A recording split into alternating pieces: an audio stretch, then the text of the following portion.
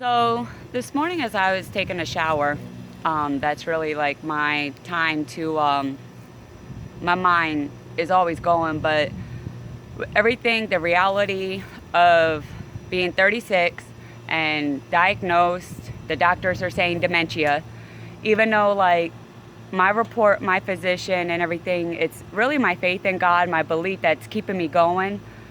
But reality of life, what I live every day, not knowing what's going on with my mind and not really knowing for sure who gave me this disease, who gave me the HIV, because I was sleeping around. Even though I feel in my heart, I know who gave it to me. After like 12 years, I finally spoken to the person who I believe gave it to me. And that person was like, they don't have it. I asked the person to get a test to show me proof they didn't have it, and they wouldn't do that. That's really made me feel that they have it. Because if you don't, then you would do that. You would clear your name. And part of me, like, I want to try to go, like, to the legal system and allow him to be charged, if it is him, with the attempted murder. But like I said, I'm still uneasy for sure if it was that person. But only because if it was that person, I wouldn't want the person to get locked up and have to go serve life or whatever, 25 years for giving it to me. I would just want a simple apology. That's it. I'm sorry. Or maybe that person didn't know that person had it at that particular time in his life. And maybe this could help that person too to come to the realization of the person may have it. But like I said, I'm not for sure who did. But in my heart, in my spirit, I believe I know. Why do you believe it's him? Because the timeline, I used to always get tested. All my tests would always come up negative. And then when I did come up positive, and somebody came and told me that this person was positive and that I should go get checked, and I didn't do it, I didn't take heed to it. I also thought I lived in a bubble, like, oh, it ain't gonna happen to me. They're just trying to talk, because everybody talked back, in the early 2000, 2003, 2002. But the more that I look back on it, and by me becoming positive at this time, it reflects back on that person. Well, what would you say to people who are like, Melissa, you're so strong, you've told your story, you're telling everyone to forgive, you're telling everyone to get tested, you're really like an advocate. What would you say to those people who see that you're at this meltdown right now? Everybody has breakdowns. You So is it possible to deal with having AIDS? Is that real? HIV, AIDS, is it real to really be over it and to get past it and to just go full-fledged advocacy and not think about who gave it to you? Does that ever become a past thought or irrelevant in your movement? I thought it has. I thought it did until this dementia, the thing on the brain. But it's not really so much who gave it to me. It's also, everything plays a part, even myself, because I didn't take my medications like I should have. Even though I was letting doctors know that I had an issue with it, I still played a part. But also the facility and the doctor where I was going, they also play a part by not getting the proper help and treatment. Is it safe for me to say that if there's anything you need to forgive right now, is that you need to forgive those who you feel like failed you in order for you to become strong enough to heal, because unforgiveness is a main part of your immune system too. It breaks you down. I mean, you have to forgive them. People are wicked.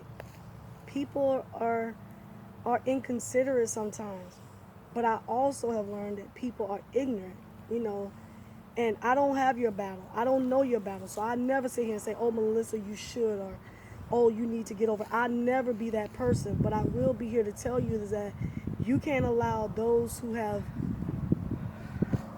hurt you to continue to be the cancer on your brain while you're fighting HIV and AIDS. You can't, because you're taking on an extra battle that Right. you don't It's need. not- They're not worth it. I mean, you have to, you know, people say, oh, Ramona, you're so strong. It's not that I'm strong. I've learned to prioritize everything. I've learned to file everything. What's important are those who love me. What's important are those things that I must accomplish. What's not important are those who try to hinder me. Now, if they get in the crossfire, I'm not responsible for what happens. However, you know what I'm saying? Yeah. However, you know, and the way the legal system is set up, some parasites will get away for a season. But baby, we have a God that sits high and looks low. And those who are looking at you now, saying, oh, she's that, and oh, I'm going to tell you something. When they can silence your voice, they can stop your living. And I'm going to explain that to you, because as long as you're speaking, you're going to have life. As long as you're speaking, that system is going to die. But once you start letting, but the Bible also tells us to let everything be done decent and in order. Yeah. Don't attack people. Speak intelligently. Speak where you're educating people. Speak where people go and get tested. Speak where they have to go sit down and look at those stats and reevaluate. Don't fight. They're peons. Right. Their whores chase money. People chase dreams. It's just difficult because, like, looking at this challenge, but you know what? This You is have just to be another challenged. obstacle. You have to be challenged to be legitimized. Who else can tell a story like you can? Who Nobody. else? Nobody. If no doctor ever touched you again, God has said, in your weakness, my strength is made perfect. God is trying to tell you, let me be your testimony, Yes. not the medicine. Because if Truvada could have done it, you wouldn't be suffering the repercussions of Truvada. Don't get me started on that Truvada. I know, yeah. Don't cry. Don't cry. And I don't know your struggle. I don't know what you go through every day. I thank God that by his grace and mercy, I missed that bullet. You know what I Yeah. mean? But you took it and you lived. And that's why you have to decree and declare, I will live and not die. Right. I will declare the works of the Lord. I will not allow the enemy to get me into hate. I will not allow the enemy to get me into unforgiveness. Yes, you may have stolen something from me, but what God has for me is so much greater. Because, see, you took money, and in you taking money, I gained knowledge. Who's most powerful in this equation? See, that's how you have to look at it. And then when people don't help you, that's God showing you don't need them. Right. And that's why I told someone, they were like, Ramona, I really think you being too tough. I really think you being, extreme. I said, well, I kind of felt that way about you the way you reacted to me initially. Right. I said, but I realized that it was God showing me I don't need you. That's not nice. Well, I don't think what you did was nice. But hey, Right. we are where we are. How we gonna work it out?